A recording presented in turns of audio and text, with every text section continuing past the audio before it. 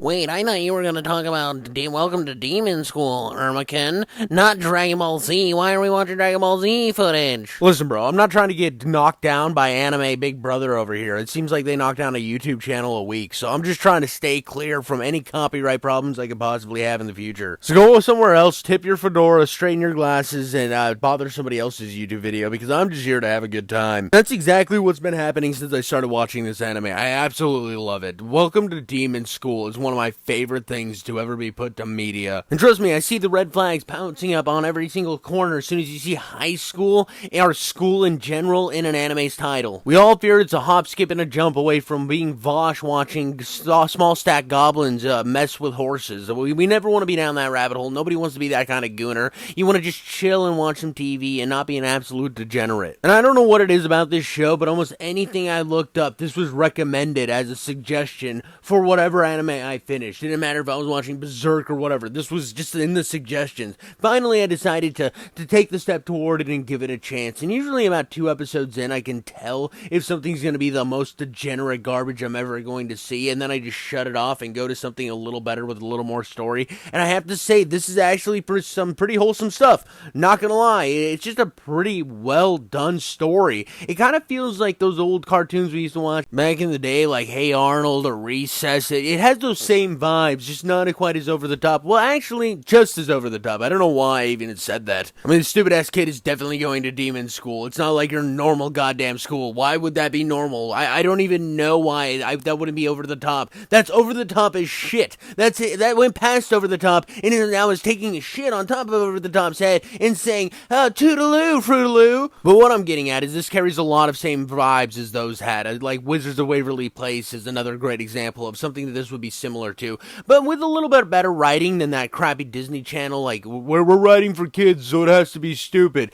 This actually feels like it was written by some competent people. And a matter of fact, I think this has one of the most interesting concepts I've ever seen for taking a kid and putting them in a weird situation like Wizards of Waverly Place. It wasn't like, hey, yeah, by the way, you've been a wizard the whole time, hey, shaka-doodle-fuck-a-doo. Or where it was like the kids next door, it was like, hey, Clitosaurus Rex, check it out, we're actually secret agents this whole time, you didn't know that? Well, haha, look at that. This actually has like a pretty funny concept where I feel like it just vibes. The way that it starts out is it's just this kid whose parents just kind of sell him into doing whatever job. He's like working at this crappy fish boat where it's like 20,000 leagues of death on the sea is his job, getting fish thrown at him every second that are frozen, and he's like a second away from dying, and all of a sudden a demon shows up, grabs his ass, and takes him to the demon realm. And you're like, why is this demon kidnapping a child? Well, it is a demon. That would make sense. Demons do be taking kids. But you see, this isn't your normal kidnapping. This isn't your typical,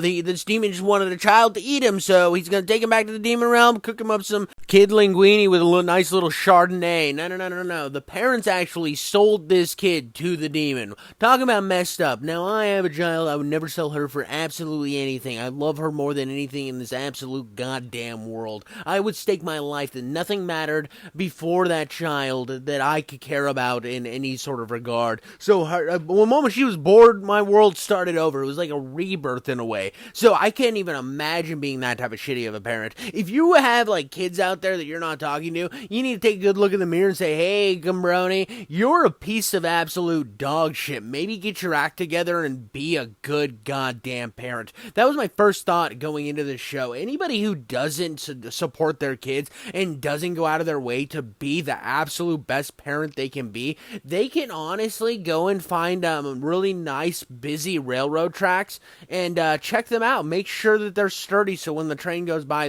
nobody gets hurt. You know, according to what I want to say on YouTube. But I guess that you could make some drawing and comparisons to how I really feel about the subject. But anyway, the whole reason this demon guy, he wanted a kid was because everybody else in his little group of superpowered demons, there's like 3 of them that are in the chance to become the next Demon King.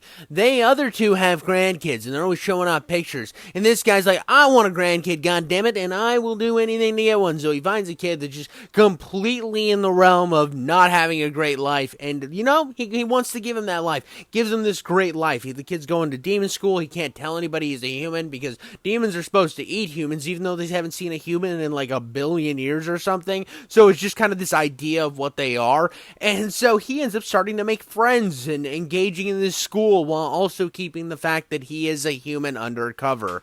It's incredibly interesting. It's just such a great concept. The first episode kind of starts out with him getting put in front of the whole school to recite some stuff that his grandfather told him to, and it was a spell that if he would have said it wrong, would have caused him like instant death, but if he says it right, he can't fall over or trip all day. And because of that situation, another kid who's like the bad mamma jamma, the top kid in the school, is like, hey, Cambrone, I'm gonna beat your ass. You were stepping into my hood. And yeah, he tries to fight him and gets his ass kicked because Ermakin knows what the fuck he's doing. When shit's getting thrown at him, he knows how to bob and weave because he's been working on dangerous ass jobs his entire childhood. So he learned how to move away from crap. And while he's dodging this, finally the dude attacks him and he like trips and suplexes him because he can't trip.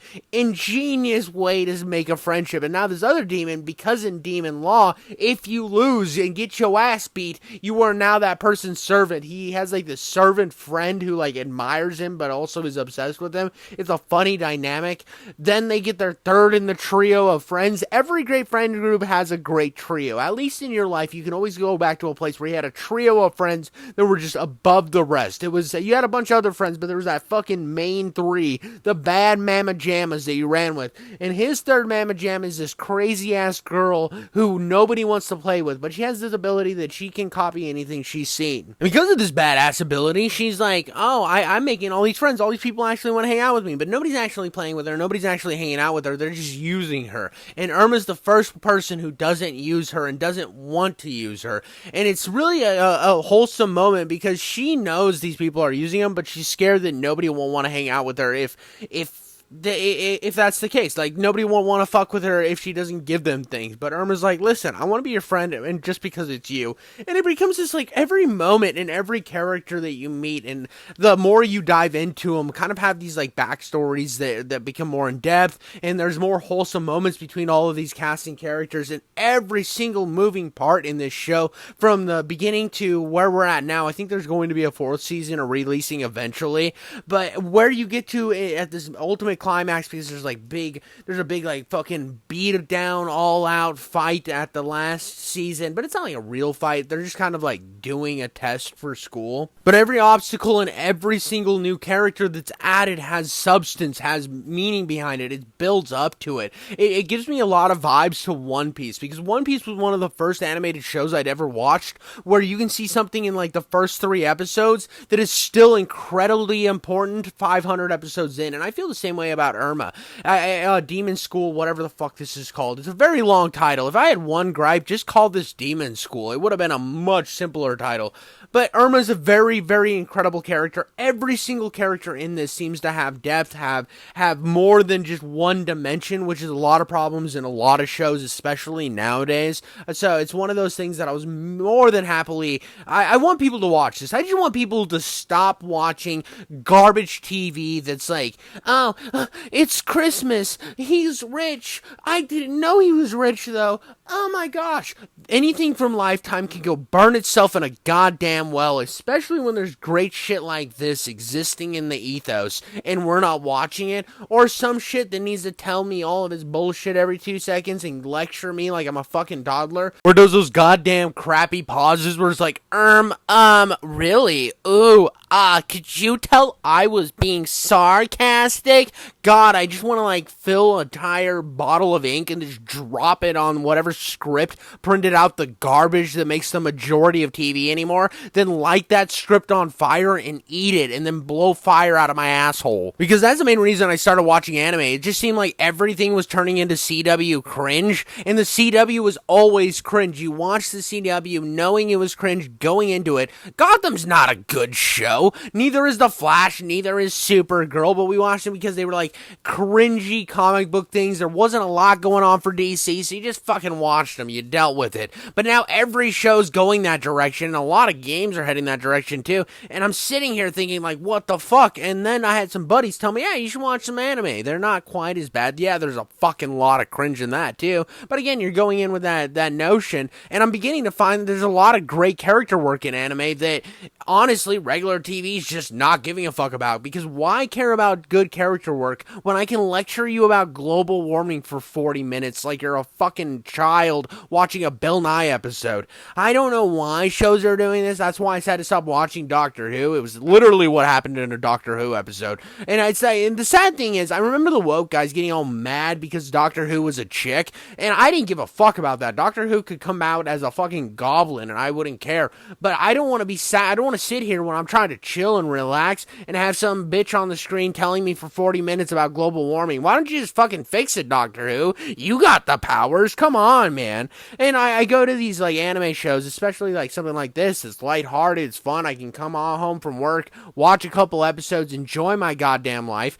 And, you know, it's still running because, wow, you can have a running fucking show that has a narrative that's based off of a book and you actually do it toward how the book is written. Wow, what a fucking concept. But how about you figure that out, Amazon? I mean, Amazon comes out with Reacher, great show, and then they make Cross, which has nothing to do with the fucking Alex Cross books, and it's just like random bullshit and race baiting for fucking hours on end. And I'm like, dude, I just wanted to watch a show where Alex Cross catches a serial killer. Why am I dealing with so much fucking politics? I read an article on the Alex Cross show after I watched about half of it where they're like, they handled the nuances of race very well. I'm like, what, with a fucking sledgehammer? Because that's how the fucking writing felt. That's how it felt. I was sitting here, I'm like, this is gonna have to do a lot with race. And they're like, well, how do you know that? Because they told me 472 times in the first episode that they were gonna deal with race a lot in this show. It's a very important writing prompt.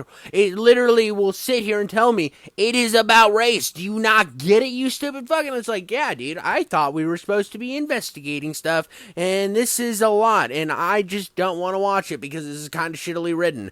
It's one of those things that is just pushing me off, and it's like, when I look at modern media in a lot of aspects, it's like, wow, you have endless books to pull off of. What are you gonna do? Make some shit up, throw in some hot topic politics bullshit, and then just expect people to sit and just gulp down this fucking gross propaganda like they're just the good little fucking servants that are on their knees begging you, please, please, please shovel more shit into my mouth. And it's like, no, I don't have to watch that. There's other media out there, and this is a great example of it. It's something that you can come home, chill to, know that it's just some wholesome fucking content. And it's from what I know, most of what I've seen, I can't think of a lot of really bad, egregious like fan service or anything. It seemed kind of family friendly in my opinion. I mean, we watched Dragon Ball Z growing up, and that shit's fucking wild. So this, honestly, you can watch with most of your family, which is a fucking perk. I mean, you can't even watch my YouTube videos with your family because they're awful, and I say things like "cum tornado" and "shit slut" and "mangina," "fanged mangina super cunt," or I talk about how your mom looks like a horse-toothed twat muffin. And your dad looks like the type of guy who eats dingleberries off of obese women. That last one isn't even that bad, depending on if she showered recently or not. But back to the main topic at hand, this is something you watch with your whole family. It's wholesome content, and it's very, very engaging. And I hope at least you enjoyed this video, and you go watch this show, and you enjoy it as much as I did. Because I know this video is probably chaos, and it's not going to reach a lot of people, but hey, if it did, give it a like, give it a subscribe, or whatever, and do the thing in the comments.